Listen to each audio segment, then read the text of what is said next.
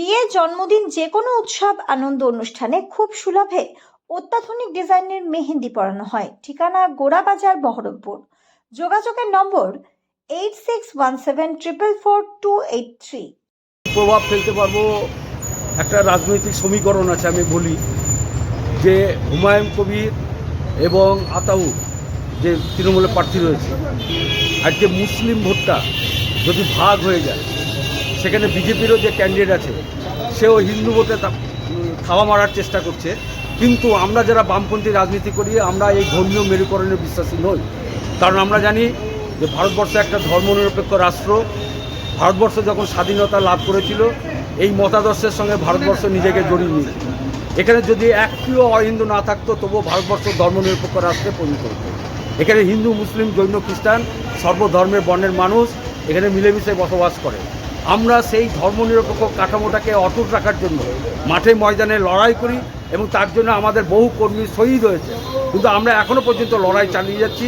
এখানে কোনো ধর্মীয় মেরুকরণ হতে দেবো না, কোনো বাইনারি পলিটিক্স হতে আমরা দেবো না। দাদা, একটা কথা, আপনাদের সংগঠন যেটা মুসলমানের মধ্যে ভগবান গলাতে, তো ভগবান গলা ছেড়ে কেন রেজিনোর মধ্যে একটা না, এটা কেন আপনাকে বামফ্রন্টের একটা নীতি আদর্শ, বামফ্রন্টের একটা নর্মসের ব্যাপার আছে। তারা সমস্ত নেতৃত্ব বসে যেখানে মনে করে যে এই দলকে এই জায়গায় পুট করলে সেটা রেজাল্টটা ভালো হবে, এই ক্যান্ডিডেটকে এই জায়গায় এই বিধানসভায় পুট করলে রেজাল্টটা ভালো হবে, তারা বামফ্রন্টের, এটা তো আমার সিদ্ধান্ত নয়, এটা বামফ্রন্টের রাজ্য লেভেলের সিদ্ধান্ত হয়ে এটা ঠিক হয়েছে যে আজকে পশ্চিমবঙ্গ সোশ্যালিস্ট পার্টি সারা বামপন্থী হয়ে লড়াই করবে 70 নম্বর রেজিনগর বিধানসভা। তাহলে আপনি তাহলে ইয়ে অখিলেশ যাদবের দল কি ছাড়লেন? না, ছাড়বো কেন? কারণ উনি তো আপনাকে রেমিনেশন দেয়। কারণ মমতা ব্যানার্জির সঙ্গে মমতা ব্যানার্জি বলতেন, মমতা ব্যানার্জির সঙ্গে অখিলেশের একটা ভালো সম্পর্ক, আপনি কেন দাঁড়ালেন? সেটা আলাদা সম্পর্ক, সে সম্পর্ক থাকতে হলে অল ইন্ডিয়া পলিটিক্সের ব্যাপারটা আলাদা। আজকে তো কেরালায় তো কংগ্রেসের সঙ্গে সিপিএমের বিরোধ চলছে, অথচ অল ইন্ডিয়া পলিটিক্সে যেখানে ইন্ডিয়ার জোট, সেখানে সিপিএমও আছে, কংগ্রেস আছে। ওটা অল ইন্ডিয়া পলিটিক্সে বিজেপিকে হারাবার জন্য যেখানে ইন্ডিয়া জোট তৈরি হয়েছে, সেখানে মমতাও আছে। তাহলে মমতার সঙ্গে অখিলেশের কথা বলতে পারে অল ইন্ডিয়া পলিটিক্সে। কিন্তু রাজ্যের যে পরিস্থিতি, রাজ্য পরিস্থিতিটা আলাদা।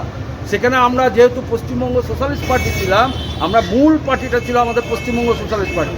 এবার সর্বভারতীয় পর্যায়ে আমরা সমাজবাদীর সঙ্গে মার্জ করেছিলাম। কিন্তু আমরা সেই পশ্চিমবঙ্গ সোশ্যালিস্ট পার্টি, আমাদের নিজস্ব রেজিস্ট্রেশন আছে, আমাদের ইলেকশন কমিশনের খাতায় আমাদের নাম নথিভুক্ত আছে। আমরা সেই পশ্চিমবঙ্গ সোশ্যালিস্ট পার্টি বামপন্থী যেহেতু দল, সেই দলের হয়ে দাঁড়ি। দাদা, আপনি এখন নিরাপত্তা কেমন বোধ করছেন? আপনি কি সিকিউরিটি চেয়েছেন? আমি কোনো সিকিউরিটি চাই না, কারণ আমি একটা মনে করি আমার কোনো নিরাপত্তা দরকার নেই।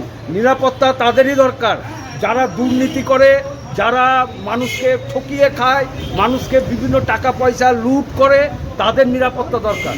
আমার এরকম কোনো রেপুটেশন নেই। আমি পারলে মানুষের পাশে থাকি, মানুষকে সহযোগিতা করি।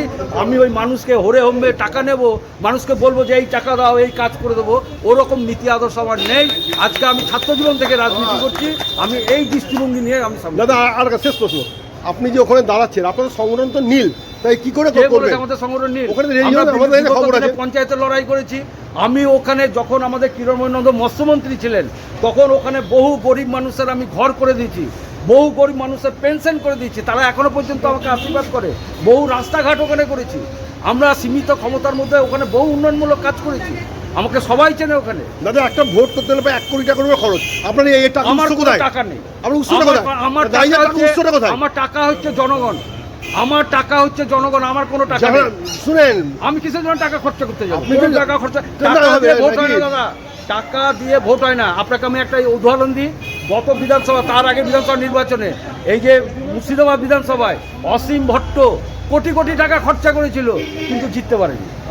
টাকা খরচা করে হয়ে যায় না, মানুষ টাকা নিয়ে নিতে পারে, কিন্তু ভোট যাকে দেওয়ার তাকে দেবে। আপনার নাম? আমার নাম তুষারকান্তি চ্যাটার্জি। আপনি কোন দল থেকে আছেন? আমি পশ্চিমবঙ্গ সোশ্যালিস্ট পার্টির পক্ষ থেকে, আমি এই পার্টির জেলা সম্পাদক এবং রাজ্য জয়েন্ট সেক্রেটারি।